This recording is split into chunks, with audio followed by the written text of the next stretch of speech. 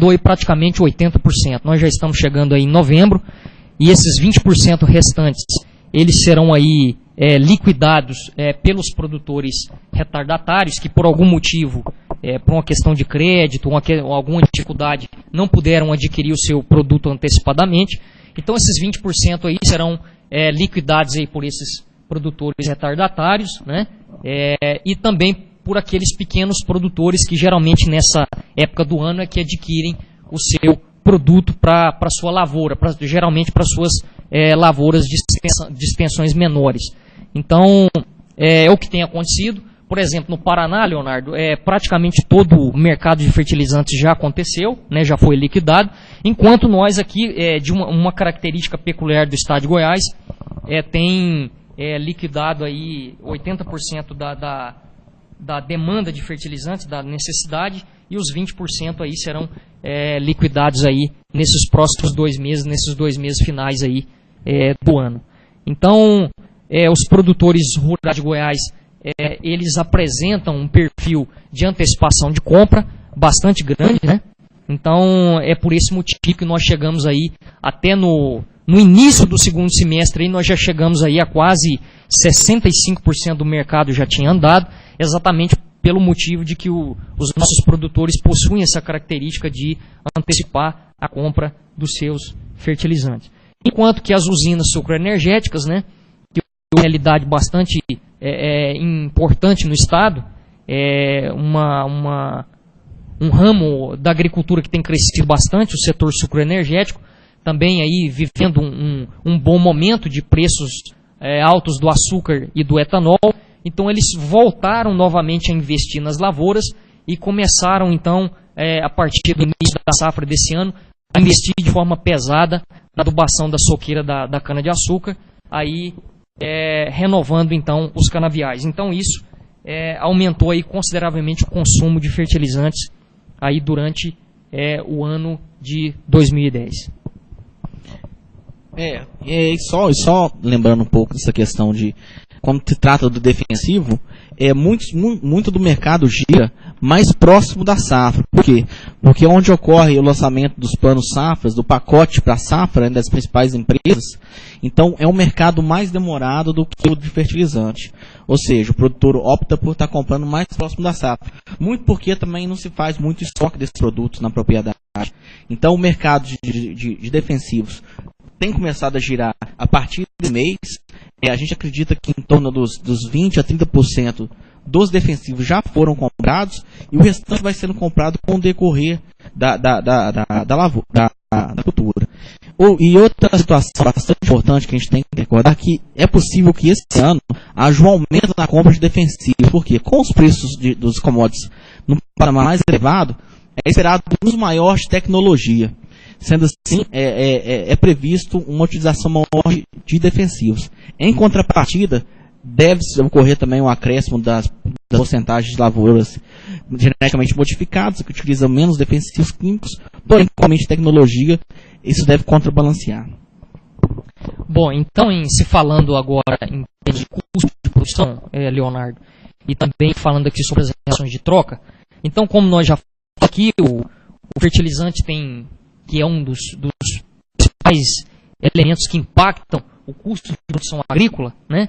Para se ter uma ideia aí, o milho, o fertilizante corresponde a em torno de 30% dos custos de produção, da soja em torno de 22%.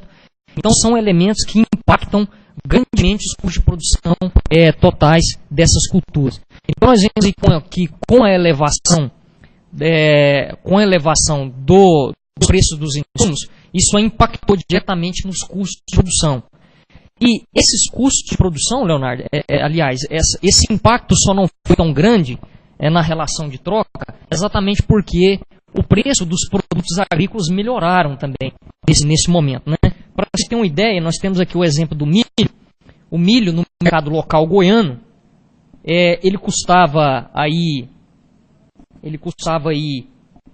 em torno de R$ 10,40 no mês de julho, passou para R$ 13,90 em agosto e ficou para R$ 19,00 no mês de setembro. Então isso aí ajudou com que as relações de troca de fertilizante, por exemplo, para a cultura de milho, fossem aí um pouco mais amenizadas, né? Para se ter uma ideia, no mês de julho, nós necessitávamos aí de em torno de 82 sacas de milho para se adquirir uma tonelada de fertilizante. Já no mês de agosto baixou para 64, e agora no mês de setembro são em torno aí de 50 sacas de milho para se adquirir uma tonelada de fertilizante. Então, apesar de que nós tivemos um custo de produção aumentado na maioria das culturas, isso aí foi um pouco amenizado exatamente pelo fato de que o preço desses produtos melhorou um pouco, né? Então, por isso, nós não tivemos um impacto ainda maior desses insumos no custo de produção e, consequentemente, na relação de troca também. Aqui existe uma pergunta de participação aqui dos nossos internautas. O que vocês sugerem para os pequenos produtores protegerem da alta dos insumos? Foi o que nós falamos aqui, né, Leonardo? Geralmente são os pequenos produtores que adquirem fertilizantes nessa época, justamente nesse momento de alta. Então aqui a pergunta é como que nós podemos fazer, ou esses produtores podem fazer, o que nós podemos orientar eles para que eles sejam, de certa forma, protegidos nesse momento de alta do preço. Em questão de defensivos agrícolas, o importante é que o pequeno produtor consiga pagar o seu defensivo à vista, porque o que muito onera o preço dos defensivos é os juros que muitas revendas colocam, de praticamente 18% ao ano. Então, o importante para se proteger é buscar a compra desse defensivo à vista, buscando uns preços mais baratos em diferentes revendas que se encontram esses defensivos. Em termos de fertilizante, qual que é um dos fatores que onera bastante o preço do produto aqui no mercado local goiano? Com relação a frete, Leonardo. Então, dependendo da região, e nós temos aqui várias regiões produtoras em Goiás, tanto na área de agricultura como pecuária, e nós temos também pecuaristas que fazem adubação das suas pastagens, né? E também da sua cultura de cana-de-açúcar, milho, sorgo, que geralmente utilizam para fazer silagem.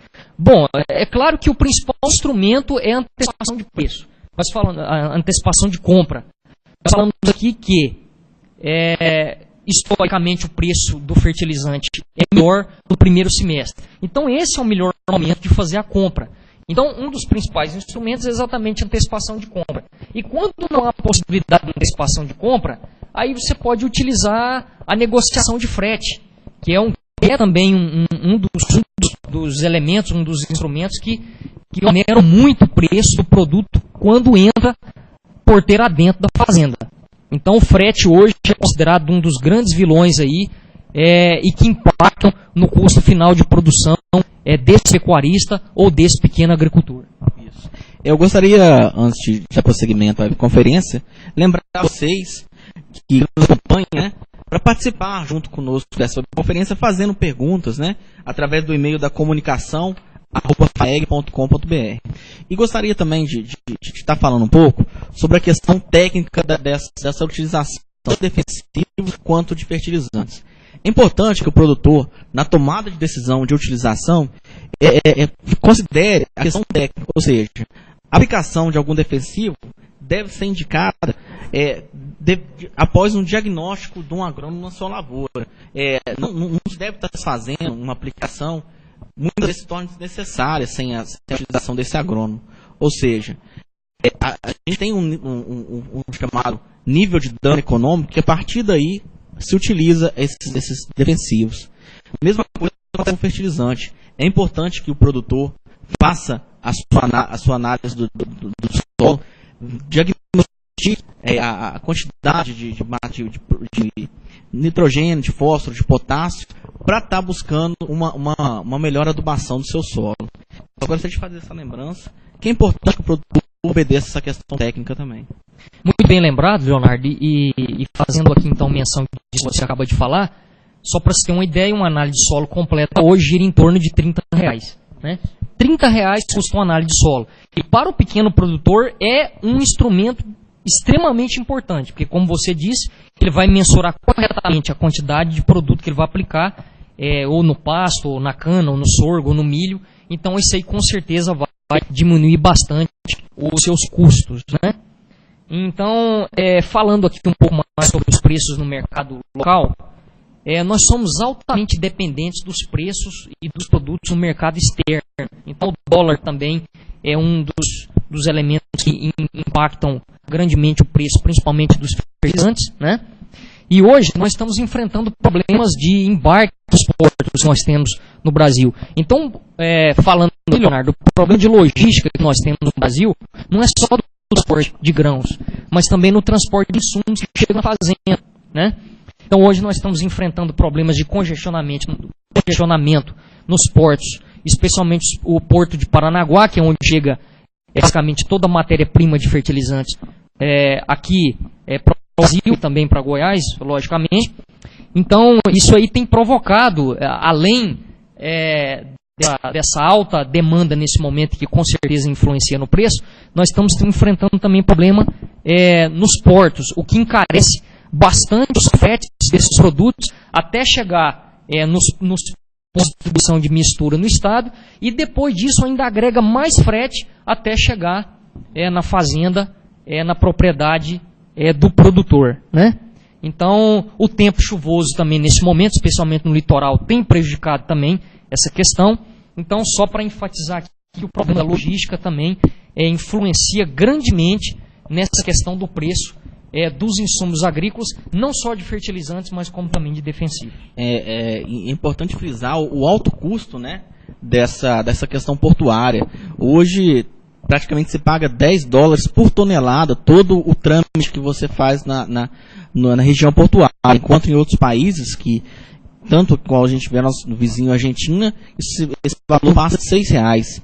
Então, uma modernização dos portos, uma utilização de outros instrumentos de transporte, como o ferroviário, o hidroviário, seria de grande importância, tanto no escoamento da produção, como no transporte para as regiões produtoras, né? Exatamente. Então, só para mostrar mais um dado aqui, o consumo de fertilizantes em Goiás esse ano vai chegar aí em torno de 1.900.000 toneladas, enquanto que no ano passado essa quantidade aí foi em torno aí de 1.709.000 toneladas, né? Então nós tivemos aí um incremento na quantidade de fertilizantes usada para esse ano. E segundo os dados do IBGE, nós tivemos aí no ano de 2009 uma área plantada das principais culturas em torno de 4 milhões de hectares. E para esse ano nós teremos aí um incremento aí de quase 300.000 hectares de cultura incrementado no estado. Isso aí graças principalmente à soja e também à cultura da cana-de-açúcar. Isso aí, então, promoveu logicamente uma demanda maior por fertilizantes, e nós tivemos aí uma média de consumo em 2009 na faixa de 430 quilos